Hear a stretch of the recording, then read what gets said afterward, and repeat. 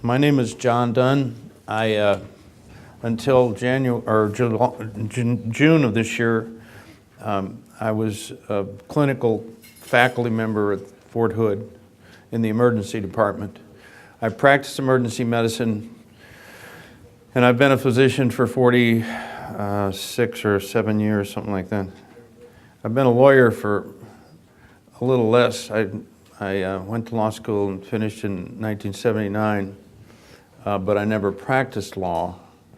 But when you have that combination of interests, you end up studying lots of stuff. And in the early 90s, in Brownwood, Texas, which is where I lived since 1986, the university there asked me to teach environmental law.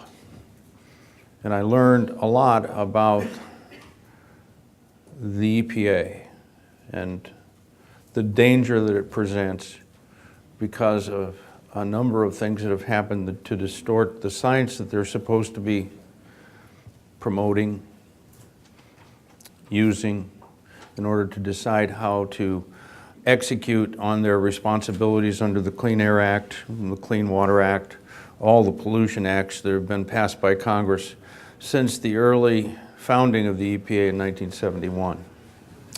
I'll never forget a lecture that I had an invited lecturer who was in charge of compliance for Phillips 66, which at one time was a pretty strong oil company.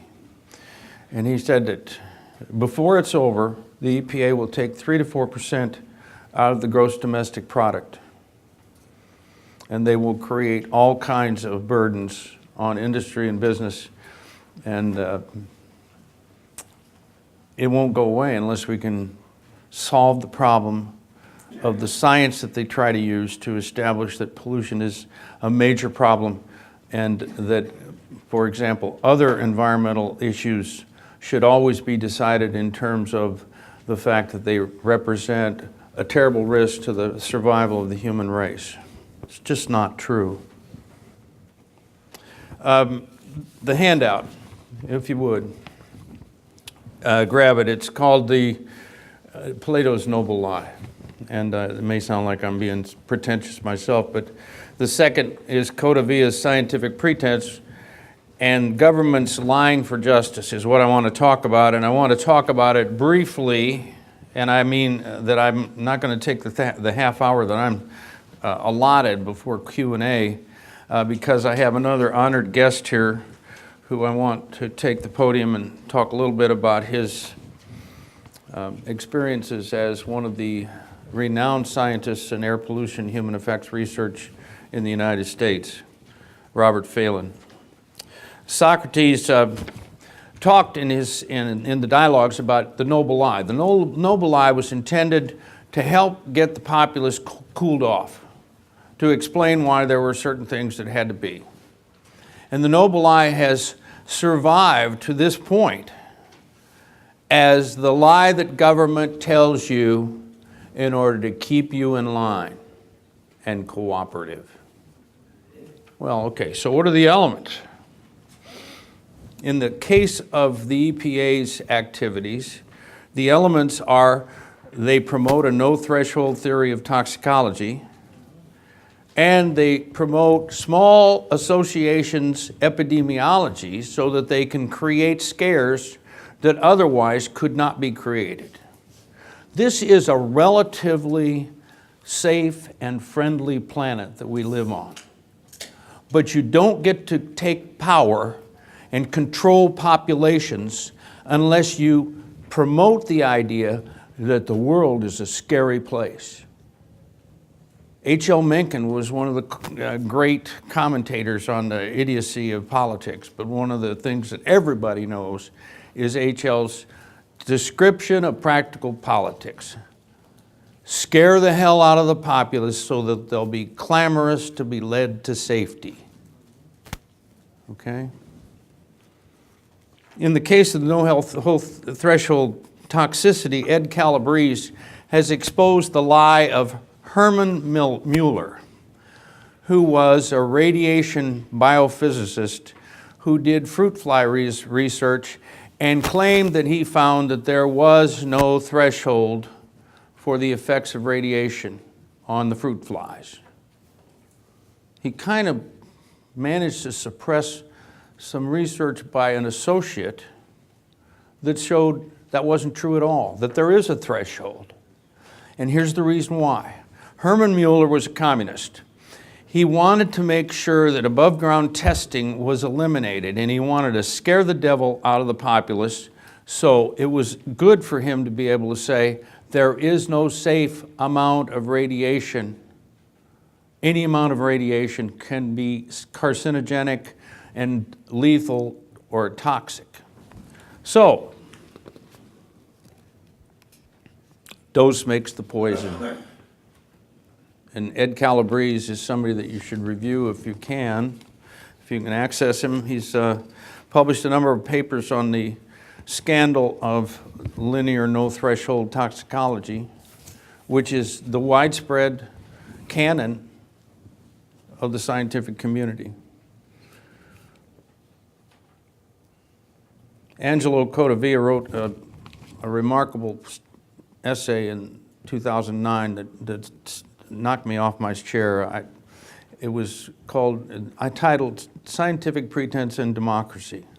And what he pointed out was that in the bureaucratic states, the important thing is to develop an army of experts that can intimidate those who are to be ruled.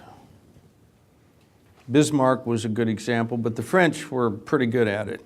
And you note that that's a continental sort of a thing, which goes to this business of Plato's approach to what is a good society. It's run by benign and benevolent and intelligent, smart guys. We call them oligarchs. And the people are guided so that they will be happy and well. Codevilla said that only in Switzerland and America, and some people would disagree that Switzerland is really a democratic country, but I think I'll go with Codevilla's inclusion. Did the theory and practice of popular government survive into the modern world? They survived because they were planted on older, hybrid, pre-Enlightenment roots, because the pretense of rare knowledge is the source of modern administrative states' intellectual and moral authority. Its political essence and its powerful position, I would note, is of the few, power by the few, applied to the many. Codevilla favorably quoted Eisenhower, and I noticed that I started talking about the Eisenhower farewell address a few years ago, and a lot of other people were picking it up too. I'm not sure whether they all were reading the same essays that I was, but as you remember, after he talked about the government industrial defense complex, he talked about the government research complex and the dangers of science controlled by government. Codevilla says, hence more power for the ruling class has been our ruling class's solution, and not for just economic downturns, but social ills and everything else. He also includes talk about climate warming. Today's ruling class from Boston to San Diego was formed by an educational system that exposes them to the same ideas and gave them remarkably uniform guidance. One of the things that surprised me about this group is actually there are a few young people here. Most of the time when I talk to people who are concerned about where this government is going and what this country is seeing are people who have been through a life and seen things and are not in a position where they have to keep their opinions to themselves because they'll lose their job. It's hard if you're in the middle of a career. I mean, you listen to what happened to Willie.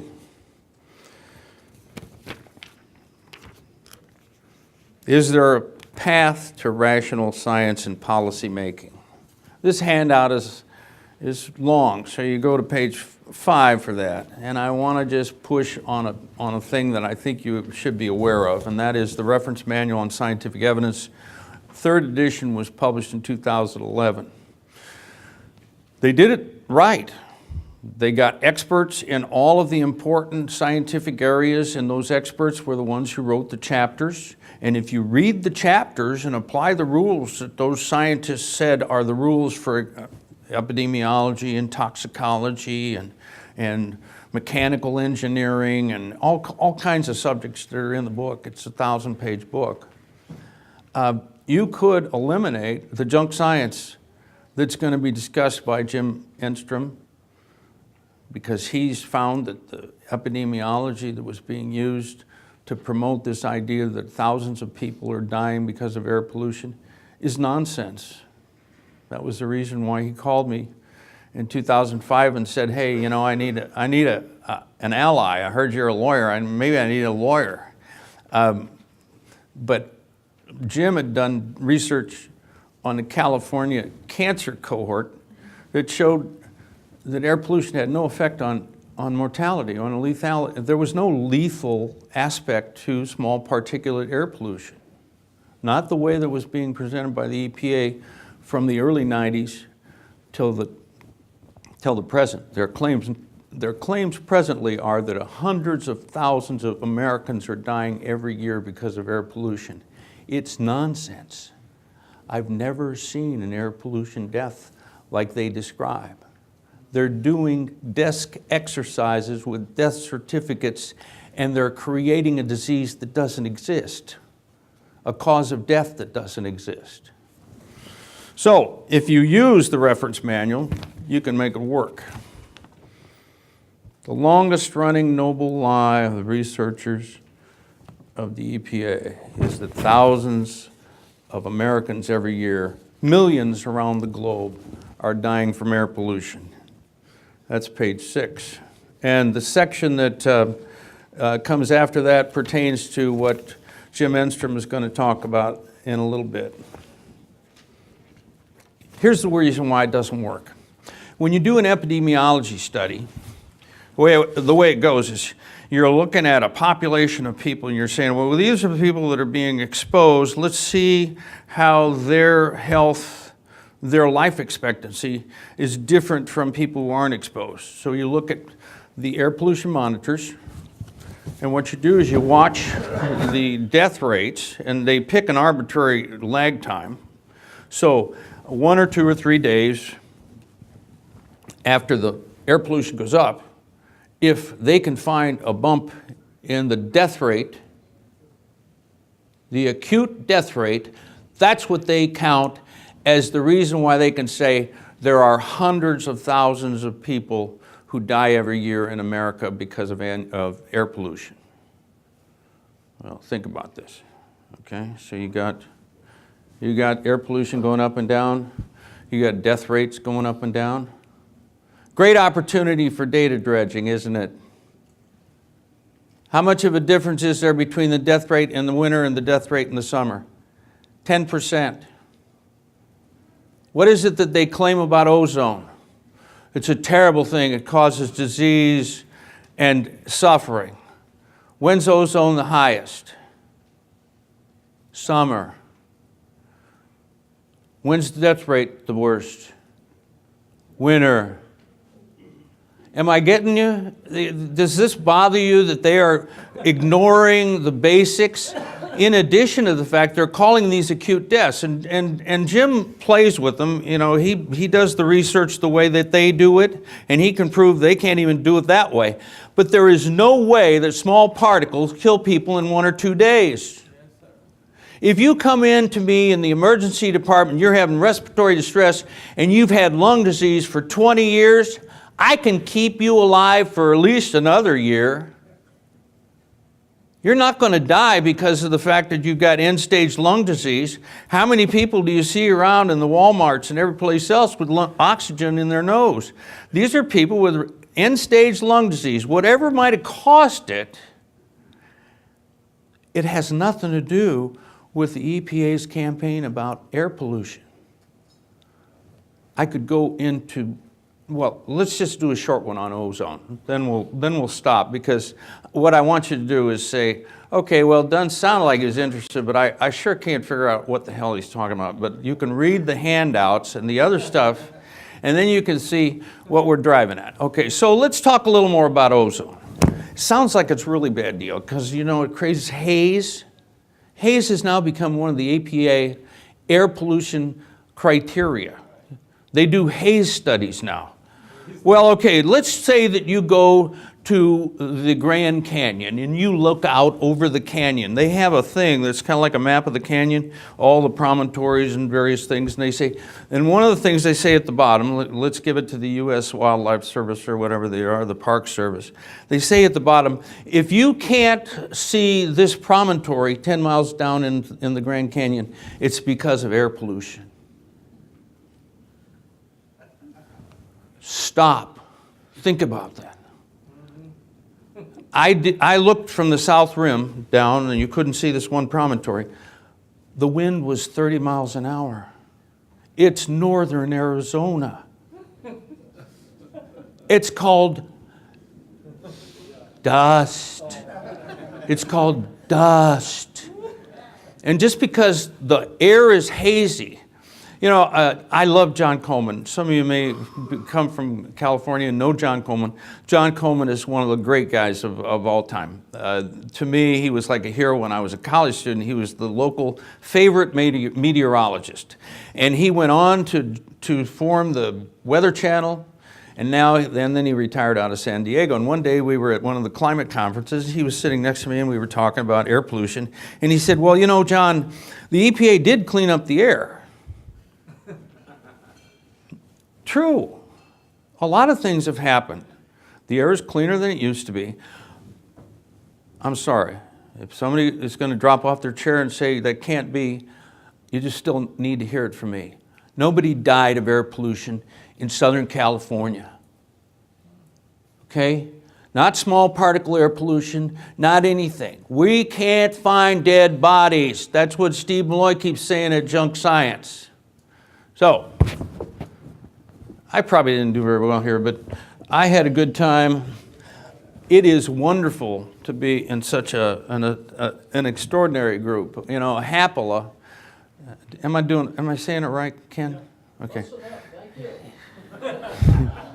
Hapala says he's going to talk about one thing, but I could have used him on a paper that I want to tell you about. First of all, there's going to be a handout to you on biochem, radiation, nuclear weaponry. All right, available to you so you can take a look at it because that's what the DDP has an interest in. There's a longer version of the handout that will also be available on the website. I was fortunate to have Dr. Hathill, who's going to be on later today, who has a long and extraordinary career in special ops and other things, who helped me a little bit with the paper on biochem.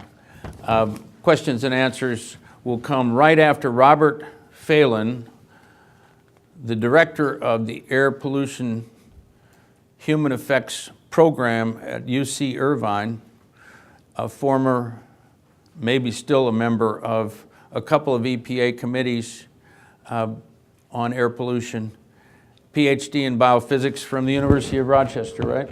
All right. Robert Phelan, one of my heroes.